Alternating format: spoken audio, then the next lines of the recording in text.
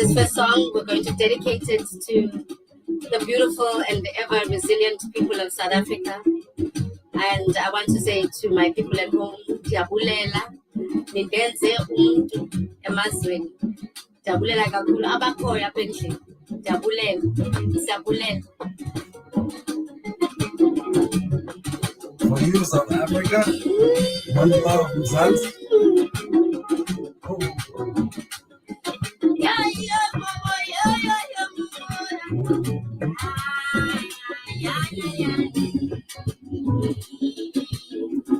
So music, baby. Thank you so much, guy, representing a tiny dress and pure music. Let's go for it.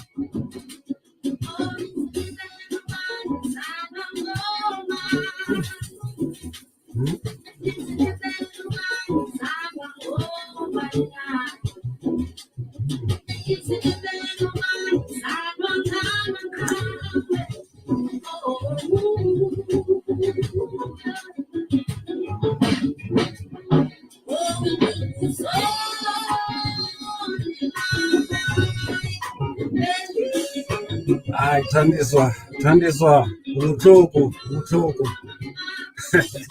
You are hectic.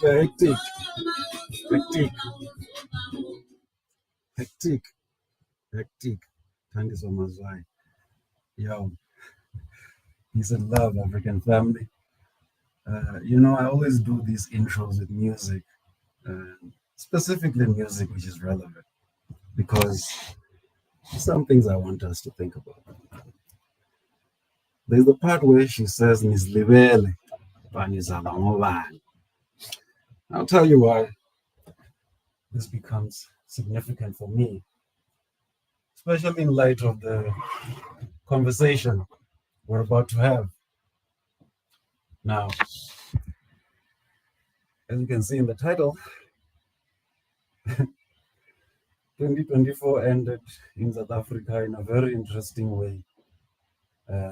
We saw quite a few things that were disturbed for a lot of people. But, obviously for some of us who understand where these things come from, not necessarily disturbing per se, I would say it is expected. For some of us, these things are expected. And so I want to start with a video my brother King Setso did. And in the video, he's obviously addressing two racially motivated incidents that took place in South Africa. So I'm just going to share with you my screen so that you can see what's going on, African family. I will make reference to the video made by my brother, King Said So. And the reason I do this is because I think he covered it very well. He covered it nicely on his channel. So let's take a listen. Let's take a listen and hear what he says, what he found. King says so. Ladies and gentlemen, in this video, I want to focus on two racist incidents that happened in South Africa. One in particular that happened on Christmas. Angazi nifunani in celebrate Christmas ni nabantu abamnyama. Angazi nifunani entweni zabalungu, because we all know that Christmas Day, as we know it as a celebration, is a pagan holiday. I think that what he neglected to mention there is it's a pagan European holiday. And again, Utandiso asks, this is when I see us going through these unnecessarily painful situations, I'm like, but a people with such a history, such a rich history, a people, such a cosmic history, a people, man, that you would subject yourself to this. chasing after traditions, things you don't even understand yourself. But because the dominant society has defined these things a certain way, made them attractive for you. I started with that dance with Tandiswa to show you the vibe we had at Kwanzaa, 26th December, the day after you all had Christmas. You know, we had Kwanzaa, and Kwanzaa has nothing to do with Christmas. African-centered celebration started by Maulana Karanga, Professor Maulana Karanga in the US, you know, in the 1960s, because the Africans in diaspora wanted to reconnect with their roots, their African roots. So they formed this celebration, which is based on the celebrations of the first fruits among Africans, which is typically around these seasons when we're talking about harvesting and, you know, planting and so on, because that's how we lived our lives as Africans. It was based on what's happening in our natural environment. It was not based on, oh, it's the 25th of December, or it's this or 1st of January. Seasons and cycles. That's how we did our thing. So now you are, so now you are all over the place. You are searching for acceptance, inclusion here and there. Those Africans in diaspora, in the US, in America said, how do we connect the continent? That's why I'm good with Kwanzaa. You can say, oh, but it's an American thing. So says the Christmas people. But I'm telling you the history of Kwanzaa, where it came from, why it was developed, because they wanted to reconnect with their roots as a people were being uprooted. You are here. You didn't lose all of your humanity and your Ubuntu. Ubuntu Betu. Welcome to Ubuntu Awakening, Africans. This is what we are about. To awaken that spirit in you, to be who you are. Now, it's not about trying to integrate, mix with other people, find acceptance, be loved. Love yourself, man. Unify with yourself first. You unify with you and your people, your bloodline. Are you unified? Why are you so interested in unifying with those who spat on your bloodline, your ancestry, your history, your heritage? They spat on it. They said it's absolute rubbish, it's nonsense. And they said you are not even human. So what is this obsession? You have a finding acceptance with the people who have said you're not even human. Makes no sense, man. So that was the vibe at Kwanzaa. You know, hey, shout out to Ebukosini Solutions. Every year they make sure they, you know, set up this place where Africans can converge, Africans of different persuasions, whether they're Rastas, whether they are of ancient Egyptian persuasion, whether they say they are African Hebrew, whether they, amen, whether you say, hey, I do the traditional African practice way. What brings us all together is the understanding. This understanding that Africans everywhere are screwed. And if we don't get together, we're in trouble. So, let's continue. But you Africans always want to include yourself in things that don't concern you. Now, this African sister took a child to Santa Claus, to get a picture with Santa Claus, to get a moment with Santa Claus and celebrate the spirit of Christmas. But Santa Claus, as a settler, decided to show the African child that he is not important and gave only attention to the white children. We have to talk about that. The second one that angered me very much is these settlers finding the balls and the nerve to call one of our sisters a baboon. And I'm like, hey, Manton, this thing, they come and pass in podcasts. They come and pass on mainstream media. But I'm here to tell you that we need to show a different type of anger when we see racism show its ugly head again in South Africa. A baboon and Seatula. We do nothing. That is why we need Paseta legal minds, because we need to take these people to court and we need to get these people arrested for saying these racist slurs against our African sisters. I'm so angry about it because I'm like, where is the energy?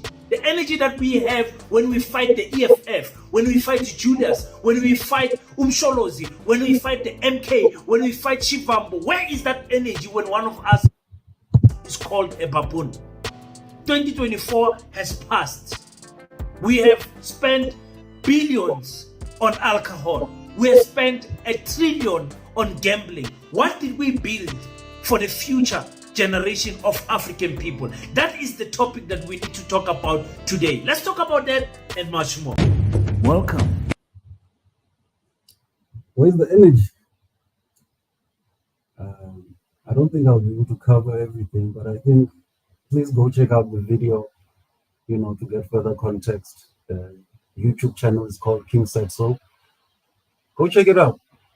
Hear my brother out. Hey, African. South African specifically, my people. Where's that energy? Where's that Chidima energy when the settlers are showing you flames? I mean, and the thing that strikes me is my people are shocked when these things happen. Shocked. Oh, wow, can't believe in 2024 such things are still happening. When has it ever not been happening? I mean, I'm confused. When I sometimes speak to my people here in South Africa, I feel like I'm talking to people who don't know the history, did not have this experience with the rest of us. I feel like talking to people from another planet or something. You see, the fact that this still happens doesn't shock me, doesn't take me by surprise. The thing that takes me by surprise and indeed bothers me is why my people still are surprised by this. That's what surprises me. With the history we have, with the people who I told you in the last episode how they view you, how they view this land. Like any other colonialist, this land in their view was given to them by God. You remember the biblical narrative I referred to in the previous episode? It's true. And that's why they're so confident in claiming this land as their own. Land of your ancestors. They say it's theirs by divine right. God gave it to them. And that's why they came onto you so forcefully and so confidently, because they believed God Almighty gave them this land as the chosen people of God. Yes, they see themselves as God's chosen people. And you are the many savage heathen nations that they were to encounter as they come in to occupy the promised land given to them by God. Now, in what universe do you imagine that kind of doctrine suddenly disappears because Mandela came out of prison and said, let's all be one people, and Desmond Tutu was dancing there and talking about the rainbow music? In what universe do you think that kind of deep, entrenched ideology just vanishes? Okay. No, I mean, you know what I mean? It's so, as I compare these two situations, the kind of experience we were having at Kwanzaa, I mean, this is a program specifically designed to center African people. Specifically. Shout out again to Mkosini Solution. The children, they're not going to be ignored. There's no Santa Claus there that's going to ignore them. Instead, at Kwanzaa, what you have is young brothers and sisters like myself who would love Africa, who would love African children, who are dedicated to centering each and every African child who walks through those doors. Now compare with the Santa experience that our sister just had, and that poor child traumatized, and compared to the children who were at Kwanzaa, being taught how great they are, the kind of people they come from, and now they must carry themselves in the world with confidence. Compare that trauma with what I'm telling you about Kwanzaa. I'm just saying, African people, what is it? You don't like being around yourself? You don't like yourself? What is this? I don't get it. I'm puzzled.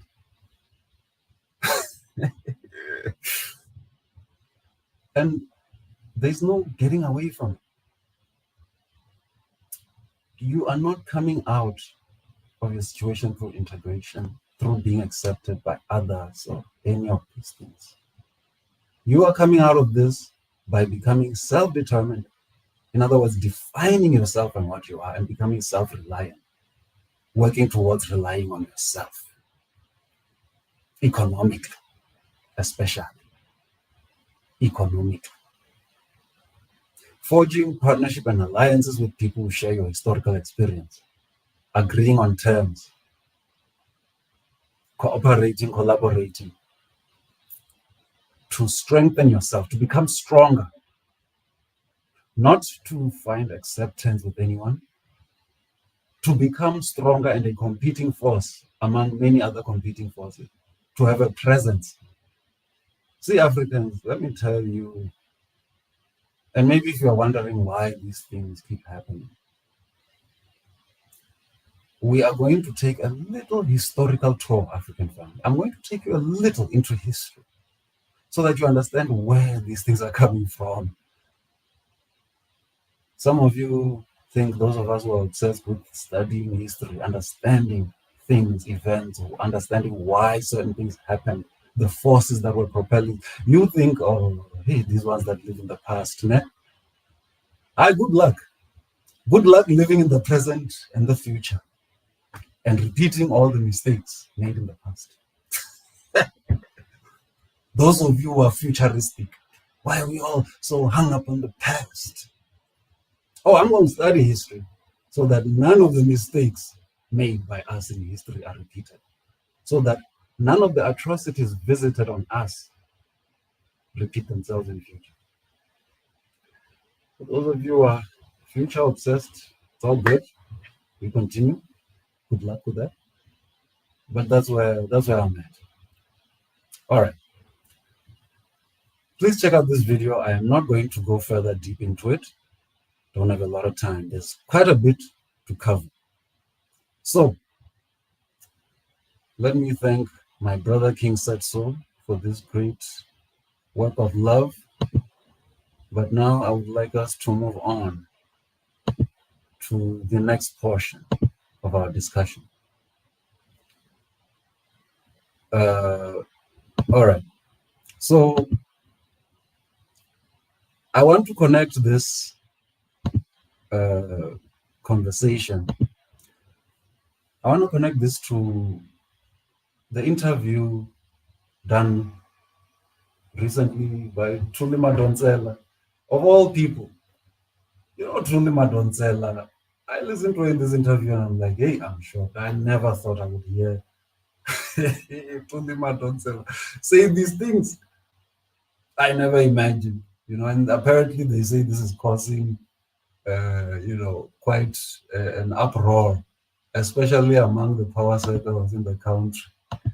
So let us hear why everyone is so upset about what Thuli Madonsela had to say. And it was not necessarily in relation to the issues we're addressing right now. But really, this has to do with the condition of Black people or Africans in South Africa. Now, if you listen to her, you will hear that there is not a lot of difference between what she's saying and what Pali Lehohla said to us the other day. You remember the episode I did on Pali Lehohla? If you haven't, please check it out. Pali Lehohla showed us the stats of how we're doing as Africans or Black people in South Africa in terms of wealth. The acquisition of wealth, the transferring of wealth from one generation to another. horrendous stats. Essentially, your graph is frozen. There's no growth. Essentially, there's no real growth. And I know because there's this like middle class, some of us may have the appearance that, oh no, it looks like. No, we are indeed getting more and more education, and therefore wanting to ask more questions, want to understand investment, want to get assets. These things are upsetting the present order. And if we apply enough pressure and we get ourselves in the economy, that is not ideal for some parties. You need to always understand that. And that's why you will see in Hatte's BF Sport the other time, the business of Black people were literally being burnt by white racists. Why? Don't want you to have too much power. The idea is you must always depend on them, because remember, we are the market for them. So imagine if we divest, we withdraw our money from them and redirect it to ourselves. That's not ideal for them. That's a collapse. You know what I mean? It's a disaster. And so you have to think about this, African people. There is something, and I was just talking about why these things keep happening, and I was telling you about the history. You see, there is something in politics, or let's say geopolitics, the politics between countries, between nations, international relations, that kind of thing. There's a term they call deterrence. Deterrence, to deter. Now, what is deterrence? Deterrence means if you slap me, I'm gonna slap you, but I'll slap you so hard to make sure that the next time you think about slapping me, think twice, thrice. That is what is called deterrence. And so, practical example in real time. Not too long ago, many of us saw the exchange between the two countries, Israel and Iran. Israel had done a lot of aggressive moves against Iran, attacking leaders on Iranian soil, assassinating them, and blowing people up and all of that. And then Iran, you remember the famous, I don't remember whether it was in December or November, somewhere there, September, November, December, somewhere there, Iran launched an airstrike against Israel, about 180 missiles. Deterrence. Of course, Israel also responded, Israel. Iran was like, Now that is deterrence. Now, let's look at us. After hundreds and hundreds of years of oppression, based upon pure hatred and exploitation and a desire to dominate and subjugate, we said to our oppressors, oh no, we love one another. Let's love one another. Not let's destroy our enemies. No, let's love one another. Let's embrace one another. That set a precedent. In other words, oh, my battery's about to run out. Let me just sort this out so that we don't get cut off, yo. This is much too important. Much too important. Now, okay. Let's see if I'm still in focus. This one is not being cut off, brothers and sisters, so that we can get a more favorable angle or shot. This is a conversation we must have. Your brother gotta have this conversation with you so that you understand why these things keep happening and will continue to happen. No doubt about it. If the trajectory doesn't change, it will keep happening. Another example, the United States and NATO said they are going to absorb Ukraine into NATO.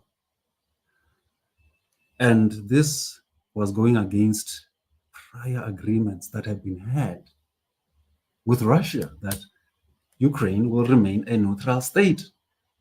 But in joining NATO or attempting to join NATO, they were violating that. What did Russia do? Immediately initiated war. Deterrence. Deterrence, brothers and sisters.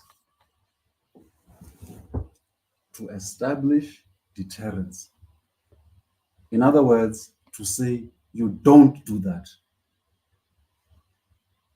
1994, South Africa, TRC, Truth and Reconciliation Commission, let us not prosecute those who have done all these horrific crimes against us. Let's get together with them. We can build one nation together. Oh, do you know what you did with that? You set a precedent that it is okay to violate African humanity. Now, one of the things again that stands out in that video of Santa Claus and our sister there is that she reached out to Santa Claus after the event. Santa Claus.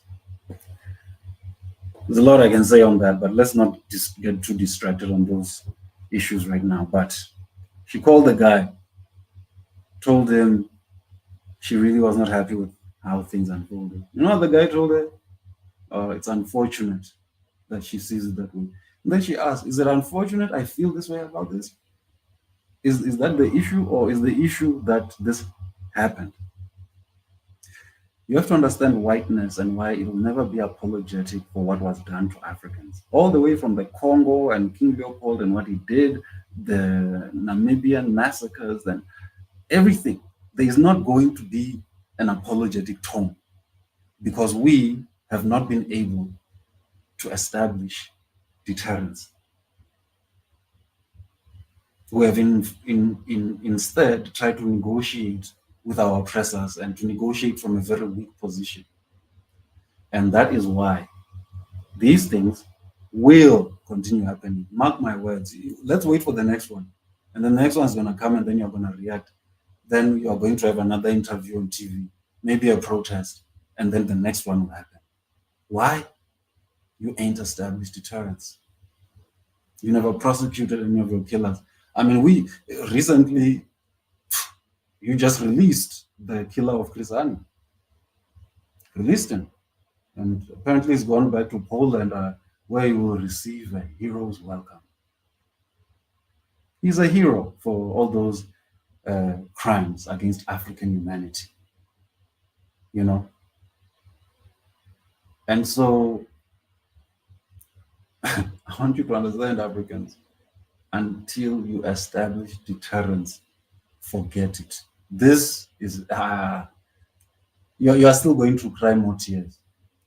And another thing I must say, Africans, for those who consider themselves middle class, upper middle class, or whatever, I'm sure you're not thinking these two women who this happened to are some uneducated folks. Because for me, they seem like they could be people who live in the suburbs, in the burbs, like Bryanston and Sandton, you know, and that kind of thing. And yet, that white couple saw it fit to call these people baboons. Doesn't matter how educated you get, Africans, this is not going to solve that stigma that has been created by these very people. It will not. Doesn't matter how much education you get, which suburbs you move to, whether your children speak English well, whether you speak English well. Forget, you can't solve it that way.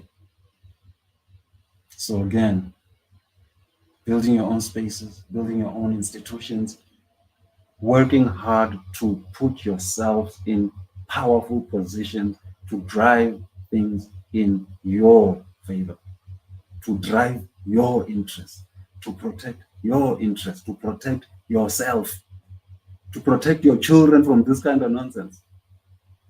It's not going to happen because you found acceptance with other people. There's no dignity in it. There's no respect. Tell me, why must anyone respect you and take you serious? Just because you are. South Africa is a capitalist society.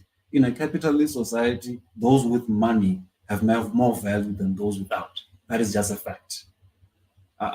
Besides all the benevolent talk and rhetoric, the hard fact is, in a capitalist system of society, those with money have the most value in society. Those with the most money in our society, guess who it is? White settler minority. Johan Rupert apparently is the richest man in Africa.